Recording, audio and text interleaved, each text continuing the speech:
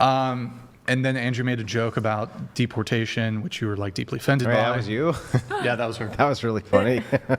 She didn't think so. Yeah, I thought so, though. Yeah. So do you guys want to have like a quick, like, just political debate on like illegal immigration? I feel like this is a good It's just, moment. I just find it kind of weird how, like, oh my God, people shouldn't be here illegally. Like, it's so wrong. They're criminals. Like, what coming over here is literally a crime. That's literally crazy. Like, it's a crime. But it's like, this is stolen land, and it's like So is known Mexico. to be stolen So is land. Mexico. So it's Mexico's stolen land. Yeah, do you know the history of like Mexico City? Mexico stolen land. I can't immigrate there. That's kind of fucked up, huh? I can't believe that they do that. I can't believe that they went and butchered all of the indigenous people in Mexico. Mexicans did, right? This would be the mestizos. Went through and butchered all the indigenous people and stole that land. I thought mestizos were the colonized. No. So what happened is Spaniards came over, and then they mixed with the indigenous people, created mestizos. Mestizos took over most of what is now Mexico. They took over California. They had Texas. They had all of that. The indigenous people who were not mestizos, they butchered them. So they stole their land. I will look into that. Look into it. Mm-hmm. All modern land is stolen from some group or another group. So, yeah, that is the history there, right? That is the history of South America. Is it changed hands multiple times between many, many groups? There are white South American nations. Do you know about the Spanish conquistadors? Yeah. Yeah, but they were mostly, so that was like a mixture of geographical locations that they came into. Like Cortez went through Aztec lands in South America. I don't remember the exact geographical location, but me either. But yeah, they did. Yes, this was mostly Spaniards. Then Spaniards made mestizos. Mestizos butchered the indigenous population for sure. So it's all stolen land. I don't know why it is that I can't immigrate there. I can't just walk across the border there because, well, they arrest you and throw your ass back to your own country. It's pretty easy to walk across the border to Mexico. And then if you're there illegally, they ship you back here because you're not supposed to be in their country because they have a constitutionally elected government and yeah, but they're not. They have border laws. Deportating. That's because nobody wants to go there. If people did, and by the way, they do. Yeah. When people come from south of Mexico into Mexico, they will keep them out, and they have the Mexican military on their southern borders keeping out people who try to migrate through Mexico. That's what happened with the whole caravan thing. They were literally trying to keep them out of their nation. So I don't know why it is that Mexico can have a border policy, but we can't. That's really strange. I think we should. I have one argument for that. If we have a declining population and with births, why should we get rid of the illegals when we need them for our economy? Well, okay, so first of all, I don't think that you need to have a continuously growing GDP. It's not necessary for the health and welfare of the nation. That's one. And then the second thing is that I think if you're going to spend your resources on basically illegals who come in on healthcare, things like this, rather than supplementing your indigenous population so that they can have more live births, that seems really stupid to me. Why wouldn't you allocate your resources to your domestic population? It just seems like you want to kind of force women into having babies instead of bringing in people who already have babies. When have I ever advocated that women should be forced to do anything? Oh, the abortion laws and all that. That's not force. That's saying you can't do a thing. I mean, it's not forcing you to do a thing. Do you want to actually contend with the actual topic at hand, though? No. Yeah, continue on. I just had that one thing about the birth. I mean, abortion is a separate topic. Oh, no. It started because when you were gone, I was talking about since... Besides that, you said you're against most abortions. No, I am. So then you would use force? No, listen. It's because the birth rates go down, and that's on the show. A lot of times, that's a topic on anti-abortion. And I'm just like, why kick them out if we need their population to keep birth? Yeah, but this is a really strange argument because if we didn't have a reproduction crisis, We wouldn't need to be importing anybody from anywhere. We don't can have to focus on import our them. domestic population. They're already here, which is the domestic population, and we're kicking them out when we need them. So No, we don't need them. We don't need illegals here. So for one thing, you're talking about 1 million people a year who immigrate legally. Yeah. Our population boomed from 150 million to 330 million, right on par with the immigration policy of 1 million people coming in per year. So thing is like, how much more do we need to import? What happens, We don't need by to the way, import. is that when Just don't kick these the people people out. come in, when they come in, within a generation, they're right down to the low reproduction rates, just like everybody else is. I thought, I don't. I'd have to look up that Look it up. but I think it's kind of the opposite. It's kind of not. So we're going to do the gender swap portion here. But I mean, just to your point, it is a crime. It's I looked it up. It's 8 USC subsection 1325. It's a crime to enter unlawful entry. Yeah, but I don't know, just like marking them as like, oh, you're a criminal. It's just like, I don't know. People look at criminals as like really bad people, like thieves and like murderers. You don't like how it sounds. And just like abuser, like I mean, do you abusive want people. a napkin? And like the people who Do you come want into a this Am country. I making a mess? But do you want a napkin? Did I make a mess? Is it all on me? No, just he Just was gonna asking give if you wanted he a was gonna napkin, give you that's a all. napkin and And there's just the people Just come here you to live a prioritize better the life, to camera, work okay? hard, provide for their family, because they just Yeah, want but to do better. For nobody's them and their disputing the families. motivation of wanting to go to a country that isn't yours for a better life. The question becomes, does the indigenous population of that country, the people who are in that country, who are citizens of that country, have a say in who gets to come in and who doesn't? I think they do. Just like you have a say as to who comes into your house and doesn't come into your house. So Yeah, the but then it's- Japanese, for instance, they don't allow mass migration of any kind. I don't know. It's also kind of weird. It's like, oh, you can't come into our country, but It's- we'll go into yours and vacation there, and like we'll go celebrate. You can come here on your vacation. culture. It's just You can. So here's what you do: you go get a passport, and you can come here and have a vacation, then go back home, and we can go to your country with a passport and go on vacation, and then come back home. That's how that works. That doesn't mean that you have citizenship and that you can then drain the coffers for social welfare and drain the coffers for medical care. Like that's a no-go. Like why do you think that the citizenry of the United States is going to want to supplement people who aren't from their people group? and They don't want to. like white Americans, like they go live in Mexico because it's cheaper and stuff, and Legally. Yeah, they have to go through the same process, though. They have to But apply a lot- for limited citizenship, and then they have to apply for Mexican citizenship if they want to stay there long term. but like a lot of them don't. Yeah, they go there on vacation. True. They just have to come back every certain amount of time, and they abide by that instead of actually getting. But by the way, for the Mexican government, this is a good thing, right? Because they get all sorts of money from the gringo who brings in that gringo greenback, and that's worth a lot more than the Mexican peso is. So they love having tourists come in and things like that. It's not the same fiscal drain on them as it is on us. It's a literal fiscal drain on this country. Not to have vacationers come in, but to have people come in who are at the lowest economic status you could possibly be at, and then immediately they come in and get welfare, they get medical care, they get all of this literally on our tax dollar. Now it's really easy for you to say, well, we should do that, Yeah, Shane, I just think it's but you don't pay for that. it's wrong. Like the immigrants here, like we work hard and everything. We contribute to this country too. It's not like we're here and just living life. No, they work hard 24/7. There's no dispute. I've literally lived in California. I grew up in California. I saw what immigrant labor did in the lettuce fields and when they were working in the vineyards especially. I see it in Michigan when they're picking fruit. Yeah, that's hard-ass work. Nobody's disputing that.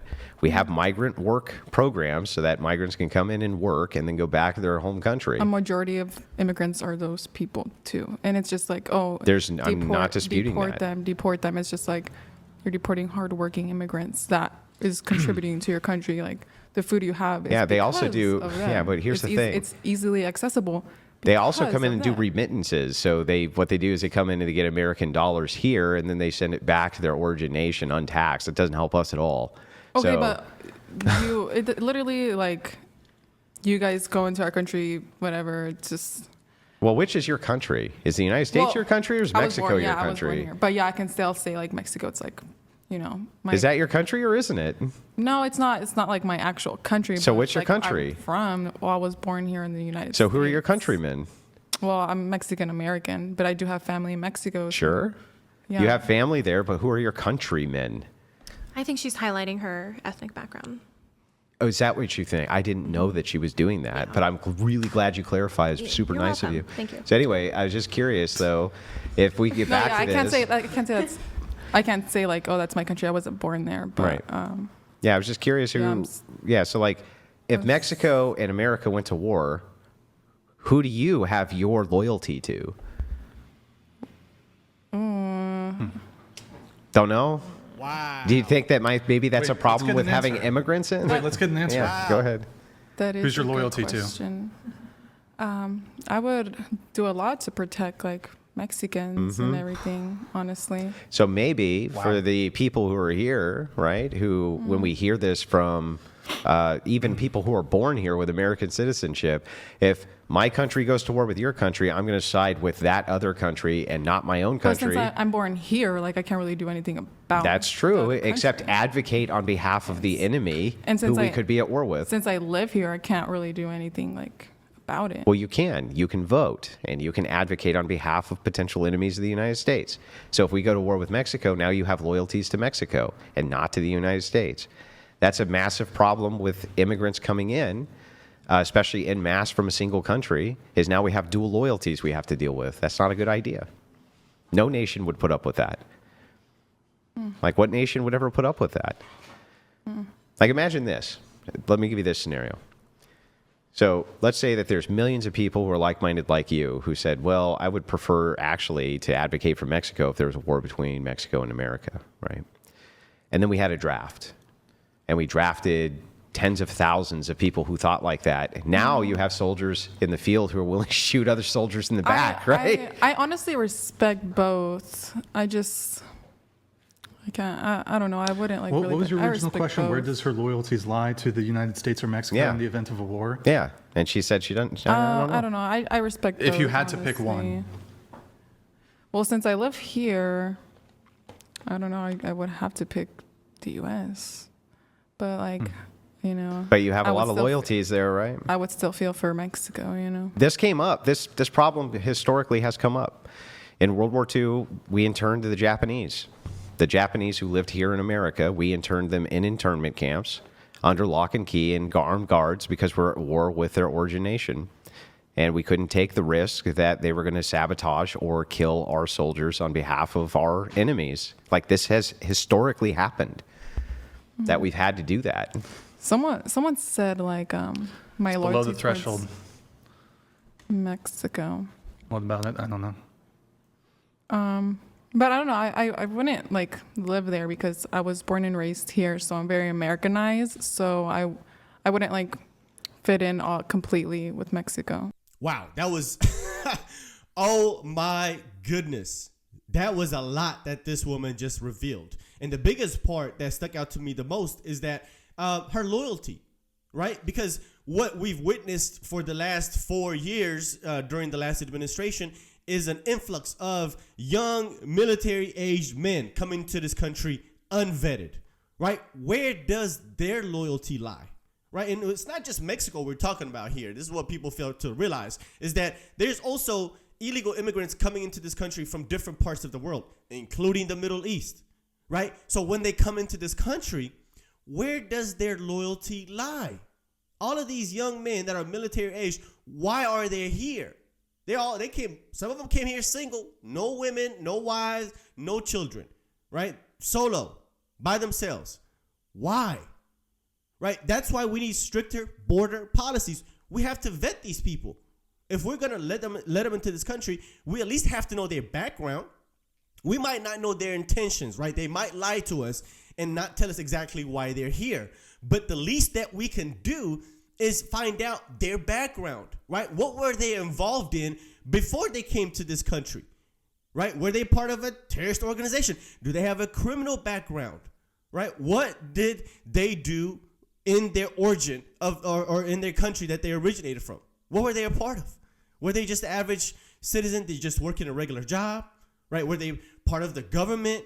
Are they, some type of undercover spy for that country? Like, we don't know any of these things. And we're just going to let them into this country not knowing their loyalty and their background. That is a crazy mixture to me. That is a dangerous mixture to me. You got somebody that you don't know who they are, and you don't know their background, and you also don't know where their loyalty lies in their intentions. That's a recipe for disaster, in my opinion. And this is what I have to say to this young lady. If you question your loyalty, if you don't know where your loyalty is, you need to find out immediately and go there. Right? She said, well, I'll never live in Mexico. And that's the crazy part about these people, is that they will never go and live in the country that they advocate and fight for. They will never go to Ukraine. They will never go to Mexico. Right? They will never move. And if they do move, they want to take, like I said in my other video, take their American dollars with them. And what the stark difference between her mindset, because she says she's an immigrant, right? And other immigrants, because there's two different types of immigrants. I got to clarify this for some of you guys. There are quote unquote immigrants like her who were born here, who are not first generation immigrants, right? They didn't come from their their ethnicity or their background, whatever their family's from, right? They were actually born here. Their mom and dad might have came here, or their grandparents might have came here from Mexico or whatever they come from, right? So she's technically American-born immigrant, right? She's really an American. And there's also immigrants that were born there and then migrated here. People like myself. I was not born in America. I'm a naturalized citizen. She was born into this country. There's a stark difference in mindset and mentality with these two different groups of people.